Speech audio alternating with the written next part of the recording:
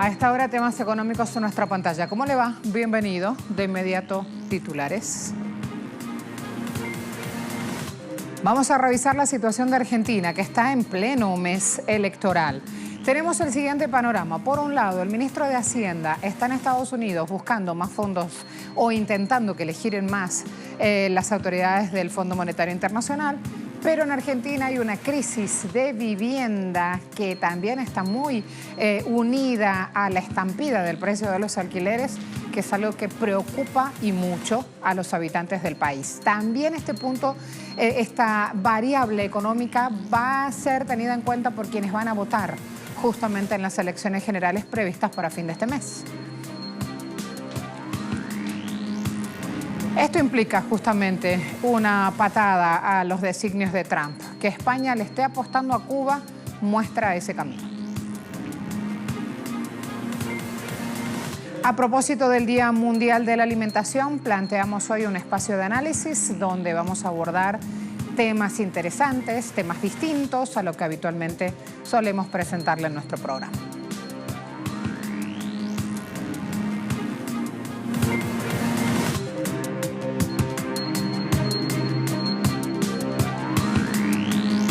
Les decía, mientras el ministro de Hacienda argentino, Hernán Lacunza, sigue en Estados Unidos buscando más desembolsos del FMI, los argentinos luchan con una crisis de vivienda semanas antes de la elección presidencial.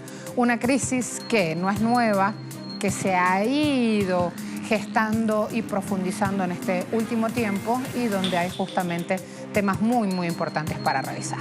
Lo hacemos. La alta tasa de inflación en Argentina ha impulsado el valor de los alquileres. Los salarios y los niveles de empleo se han visto afectados por la recesión y son el fiel reflejo de que el país se encuentra hundido.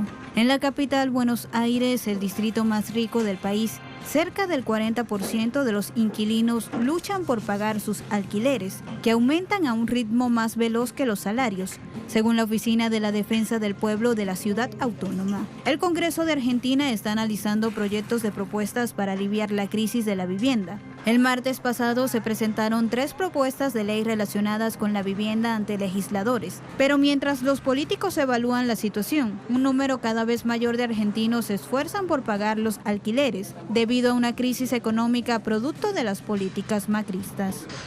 Y que mejore la situación económica, porque la inflación nos está matando, nos está comiendo el bolsillo. O comemos, o pagamos la tarifa, o pagamos el alquiler. No es por nada, pero yo como una vez al día. El resto tomo mate. Macri ha prometido que su gobierno buscará cuidar a los inquilinos preocupados por un futuro incierto, pero ha ganado pocos favores entre los votantes más afectados al recortar los subsidios a los servicios públicos, como parte de una campaña para reducir las deudas que él mismo adquirió. La desregulación del mercado inmobiliario sigue y tenés una crisis económica muy fuerte. Por lo tanto, el mercado avanza en materia de aumentos indiscriminados y la gente no puede hacer frente a eso por los salarios atrasados y porque el mercado impone sus reglas. Entonces, sí, no se veía hace mucho tiempo, te diría desde el 2001, 2002, que tantas familias en Argentina no sepan dónde van a vivir porque no pueden pagar más el alquiler. La crisis de alquileres subraya una dinámica más amplia en Argentina antes de las elecciones que probablemente le pasarán factura a Macri. El centro derechista, un exalcalde de Buenos Aires, llegó al poder con la promesa de estimular la inversión y erradicar la pobreza, pero ahora parece listo para dejar el cargo con millones más en dificultades. Los ciudadanos que este domingo 27 de octubre deben acudir a las urnas esperan que el próximo gobierno ayude a impulsar los empleos, pero se sienten pesimistas con el deterioro del pronóstico de crecimiento económico y la inflación, que en septiembre cerró en 5,9% y ya acumula el 53,5%. Volvamos sobre ese último dato, la inflación. El Instituto Nacional de Estadística y Censos, INDEC, reveló este miércoles cifra oficial de inflación correspondiente al mes de septiembre de 2019 cerró en 5.9%, su mayor nivel en los últimos 12 meses. La suba de precios en 12 meses llevó un alza del 53,5%. El dato informado por INDEC fue mayor a lo esperado por analistas, que estimaban inflación promedio del 5,8% para el noveno mes del año. Entre los rubros que registraron mayores incrementos en septiembre aparecen prendas de vestir y calzados con un salto del 9,5%, salud 8,3%, recreación y cultura 7,6%, equipamiento y mantenimiento del hogar 7,4%, comunicación 6,7%. El rubro de mayor incidencia dentro del INDEC, alimentos y bebidas no alcohólicas, registró un incremento del 5,7%, al igual que bebidas alcohólicas y tabaco. Transporte mostró una suba del 4,7%, mientras que vivienda, agua, electricidad, gas y otros combustibles registró un avance del 2%, educación una variación mínima del 1%. Alberto Fernández, candidato justamente presidencial, se centró en la situación de pobreza que vive su país. Sobre esto esboza justamente el fuerte, el grueso de sus promesas electorales. Expresó en sala de conferencias en la Facultad de Derecho de la UBA, donde él es docente, allí sigue dictando clases, de hecho, expresó que su principal preocupación es la pobreza. Según los últimos datos, muestra que más del 35% de la población está viviendo por debajo del umbral de la pobreza. De igual manera, hizo hincapié en que pasar de la política de imposición a una política de censo entre diferentes sectores económicos y sociales sería clave para cambiar la suerte del país. Sobre la necesidad de sentarse a renegociar el préstamo de 56.000 millones de dólares, dijo Fernández que no establecerá condiciones, pero que pide buen sentido, porque lo que nos está pasando es en gran parte responsabilidad de Macri y el FMI. Allí están viendo cómo ayer, justamente, medios de comunicación de todo el mundo presenciaban este momento en el cual, como es docente, tuvo que tomar exámenes. Así que allí con los alumnos, con la gente de prensa que fue a verlo, aprovechó también, lo van consultando, va dando algunas directrices, pensamientos, pero no deja de lado esta tarea docente porque todavía hasta octubre, noviembre están ya en lo que es el último periodo, se están presentando los finales, así le llaman los universitarios, correspondiente a este calendario en Ciudad de Buenos Aires. El problema de la Argentina no es Cristina, es lo que Macri ha dejado. No pongo condiciones, pido sensatez, solamente sensatez. Yo no pongo condiciones, pido sensatez porque lo que nos está pasando en gran medida es responsabilidad de Macri y de El ministro de Exteriores español, Josep Borrell, reiteró en La Habana su rechazo, el de su país y la Unión Europea, a las medidas extraterritoriales y unilaterales que impone Estados Unidos al pueblo de Cuba. Borrell dejó muy claro ante medios de comunicación en La Habana que Madrid trabajará para parar la aplicación extraterritorial de las sanciones y leyes estadounidenses que afecten las relaciones Cuba-Unión Europea. Hay que destacar que Cuba y España han protagonizado en los últimos años un acercamiento en sus bilaterales que cristalizaron en esta visita justamente a La Habana del presidente de Pedro Sánchez en noviembre del 2018 y en esta que hace Borrell, nuevos hitos justamente, nuevos espacios de intercambios entre ambos países. España es el tercer socio comercial de Cuba y es el principal en Europa, con una importante presencia de empresas españolas en la isla, en especial en el sector turístico. El alto funcionario español también confirmó que el rey de España, Felipe VI, estará en La Habana en noviembre próximo para conmemorar el 500 aniversario de la fundación de la capital de Cuba. Sus recursos diplomáticos y jurídicos como Estado soberano y como miembro de la Unión Europea, y la Unión Europea también lo va a hacer en el marco de las competencias que le competen para rechazar la aplicación extraterritorial de las leyes de Estados Unidos. Insisto, Cuba no es un caso particular. Aplicamos la misma norma cuando esta aplicación extraterritorial se hace con respecto a otros países. Esta visita se enmarca en el resultado de los acuerdos a los que se llegó en la visita del presidente del Gobierno de España, que era la primera visita después de 32 años de ausencia, que marca la continuidad en el proceso de normalización de las relaciones entre los dos países y en el que se inscribe también la próxima visita, que ya puedo confirmarles que se va a celebrar, del rey de España, con ocasión del 5º aniversario de la fundación de la ciudad de La Habana, tan estrechamente vinculada a nuestra historia común. En Brasil, por el Día Mundial de la Alimentación, habitantes de bajos ingresos labraron, plantaron, levantaron cosecha en un ejercicio de soberanía alimentaria. Así pues, los cariocas, como se les conoce a quienes residen en Río de Janeiro, trabajan todos los días para proporcionar productos orgánicos frescos a los lugareños a través de un programa llamado Jardines Cariocas.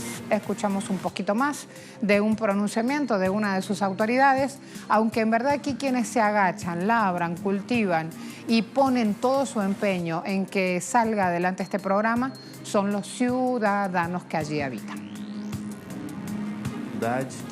No es solo para el componente ambiental, sino también para el componente social.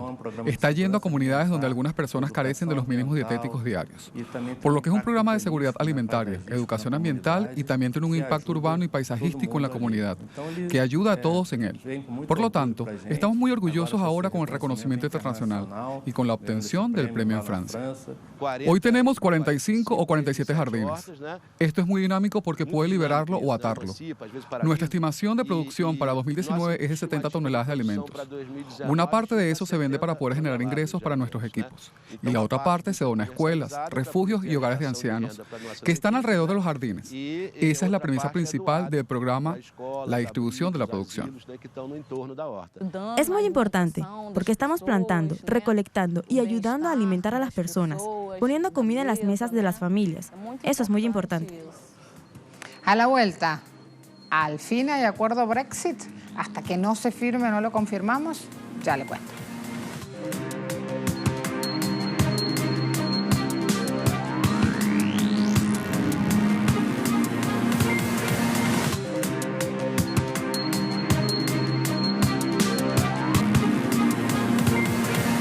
Hemos llegado a un acuerdo con el gobierno británico sobre una retirada ordenada del Reino Unido de la Unión Europea y también sobre el marco de nuestra futura relación. Las discusiones en los últimos días a veces han sido difíciles, pero hemos cumplido y lo hemos logrado juntos.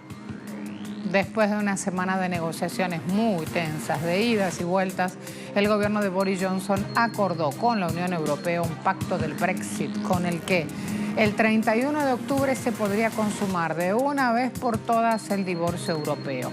El acuerdo evita reinstaurar una frontera física entre Irlanda del Norte y la República de Irlanda, pero se crea un control aduanero entre Irlanda del Norte y Reino Unido bajo supervisión de Londres. Irlanda del Norte forma parte del territorio aduanero de Reino Unido, estipula el artículo 4 del borrador de este acuerdo publicado este 17 de octubre. Legalmente estará fuera de la Unión Aduanera, pero seguirá incorporada a efectos prácticos de aranceles y otros impuestos para proteger, así lo dicen, la integridad del mercado único. Son palabras del negociador de la Unión Europea. Además, esta provincia británica seguirá alineada con normativas y reglas del mercado común en bienes y mercancías, aunque el resto del país también saldrá del bloque común. Tras el anuncio del acuerdo, la libra esterlina se ha disparado por encima de los $1,29 por primera vez desde el pasado mes de mayo, además de subir 0,9% frente al dólar. La moneda británica sumó 0,4% contra el euro, situándose en 1,16 euros por unidad. Es el segundo acuerdo que tenemos ahora con el Reino Unido. Y espero que esta vez pueda haber una mayoría en la Cámara de los Comunes, porque ese es el problema por el momento. Hay una mayoría en la Cámara de los Comunes. El acuerdo en sí está de acuerdo con las resoluciones aprobadas por el Parlamento Europeo. No hay frontera en Irlanda. Hay una salvaguarda para la paz en la isla. Hay una salvaguarda del mercado único.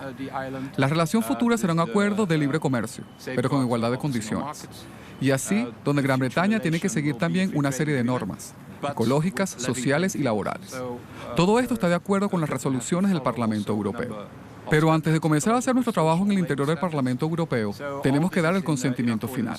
En primer lugar, quería ver qué piensa Westminster. Si ahora hay una mayoría, porque no vamos a repetir lo que hicimos el año pasado, que estuvimos de acuerdo y cada vez que había una votación en el Parlamento británico, allí no era mayoría para algo. ¿Qué se viene de aquí en más? Vamos a tratar de ir sobre el punto.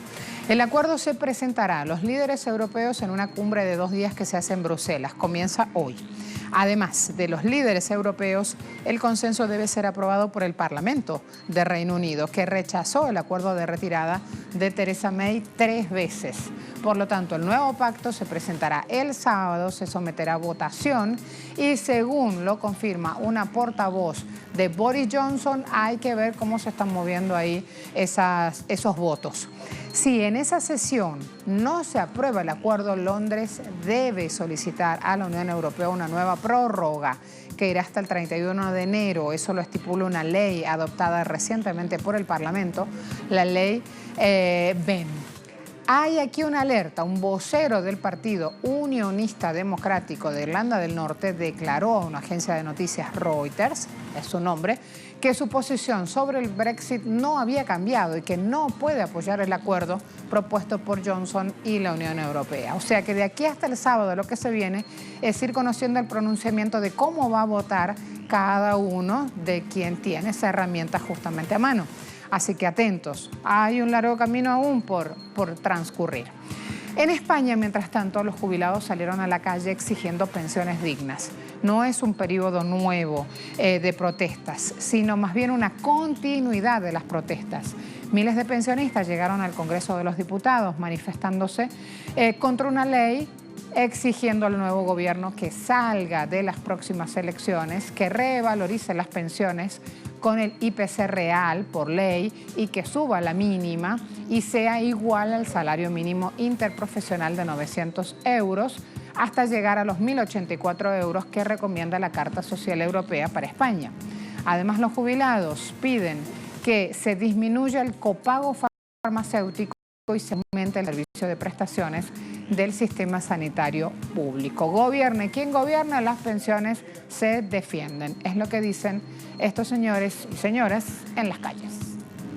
Bueno, uno de los objetivos por lo que la gente de tanto del norte, del sur, del este y el oeste se van a juntar aquí es para de alguna manera presionar al nuevo gobierno que salga el 10 de noviembre para que hayan unas pensiones dignas. En estos momentos hay pensiones muy elevadas, pero hay otras pensiones que de alguna manera no llegan ni a la renta garantizada, con lo cual estamos de alguna manera reclamando una pensión digna arreglo a los 1.080 euros mensuales. Otro punto, China y Estados Unidos llevan semanas conversando sobre un posible, ni siquiera tregua, sino un posible cierre de este fenómeno de guerra comercial que tienen en marcha. Hoy habló la máxima autoridad del FMI y dijo que no lo ve con buena base, así que atentos también a este punto. Esperamos que ambas partes realicen esfuerzos conjuntos para impulsar la negociación a fin de alcanzar un acuerdo gradual y avanzar en la cancelación de aranceles.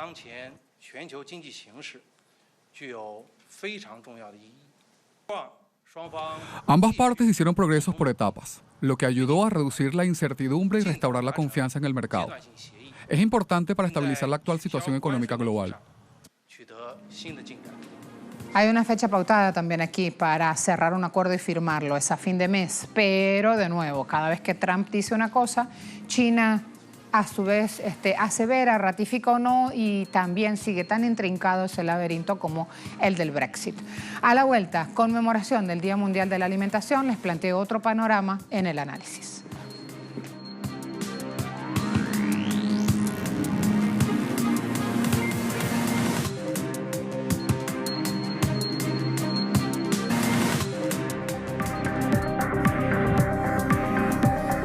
El hambre y la desnutrición serán las principales barreras para alcanzar los objetivos de desarrollo sostenible para 2030, si no actuamos ahora.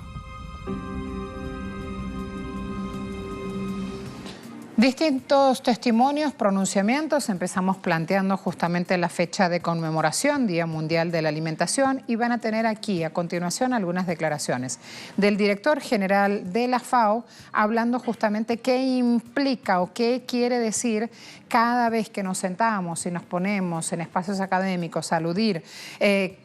Cuando hablamos de hambre, ¿de qué lo hacemos? Bueno, fíjese. También hay aquí un pronunciamiento del observador permanente de la Santa Sede ante la FAO. Vamos ahí, luego sigo.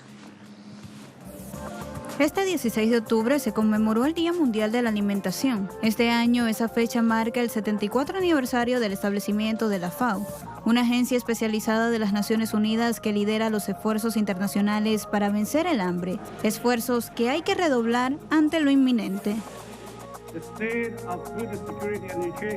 El informe sobre el estado de la seguridad alimentaria y la nutrición en el mundo nos dice que el número total de personas desnutridas está aumentando. Más de 820 millones de personas se van a la cama con hambre. Es importante señalar que mientras el número total de personas hambrientas está aumentando, a medida que la población mundial crece rápidamente, la tasa de hambre está disminuyendo.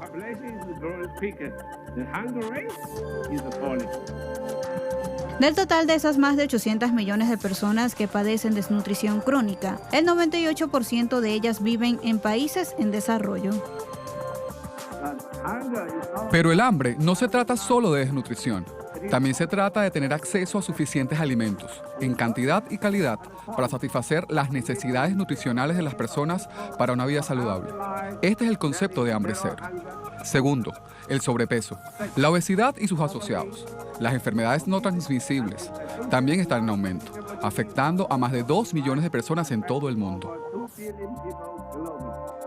En la ceremonia oficial del Día Mundial de la Alimentación, los oradores pidieron una acción más audaz y rápida en todos los sectores para hacer que las dietas saludables y sostenibles estén disponibles y sean asequibles para todos. En la lucha contra el hambre y la desnutrición no cesará mientras prevalezca exclusivamente la lógica del mercado y se busque solo la ganancia a toda costa. El Papa Francisco ha pedido cambios en el estilo de vida y en la dieta para abordar la paradoja de un mundo en el que las personas sufren de desnutrición en algunas áreas y obesidad en otras. FAO y sus socios dicen hay soluciones asequibles para reducir todas las formas de desnutrición, pero esto implica mayor compromiso y acción a nivel mundial. Giuseppe Conte, ministro italiano, dijo: apoyamos una visión de agricultura integrada que respalde el planeta y la identidad cultural. Entendemos el desarrollo como una verdadera colaboración internacional. El jefe de la FAO hizo hincapié en la importancia de colaborar y el papel que todos tenemos que desempeñar: gobiernos, empresas alimentarias, sector público, instituciones de investigación, consumidores, medios de comunicación. Avanzo aquí, todos en función de lograr conocer más de qué se trata una alimentación saludable y parar la tendencia actual de aumento del hambre, sobrepeso y obesidad. ¿Cómo se entiende todo esto?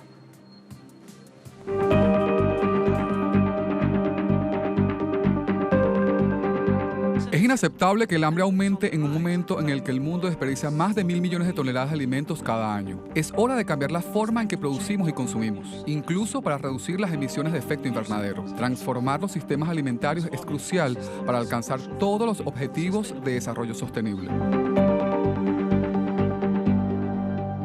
David Beasley, director ejecutivo del Programa Mundial, se hizo eco de la llamada para terminar con el desperdicio de alimentos e instó a las personas de todo el mundo a unirse a la campaña del Programa Mundial de Alimentos para detener el desperdicio. La cantidad de alimentos desperdiciados a nivel mundial es suficiente para alimentar a 2.000 millones de personas, por lo que en un mundo donde cada 5 segundos muere un niño por causas prevenibles como el hambre y la desnutrición, esto es totalmente inaceptable. Tenemos una solución para el hambre en nuestras manos, simplemente siendo mejores administradores de los alimentos que ya tenemos. Si todos nos unimos y trabajamos juntos, podemos lograr hambre cero. Pero no debemos descansar hasta que cada niño en todas partes se vaya a la cama con el estómago lleno. Quiero mostrarle rapidito esto que se hizo en París en la víspera del Día Nacional para la Prevención del Desperdicio de Alimentos.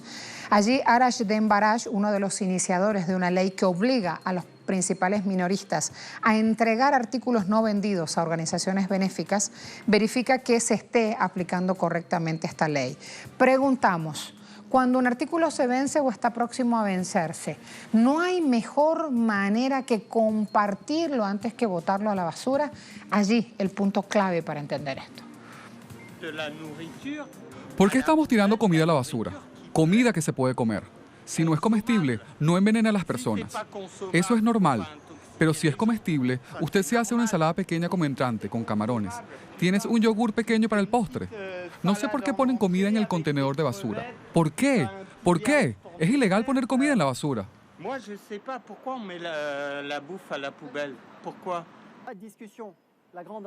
Los minoristas ya no pueden discutirlo. Deben aplicar la ley una vez más.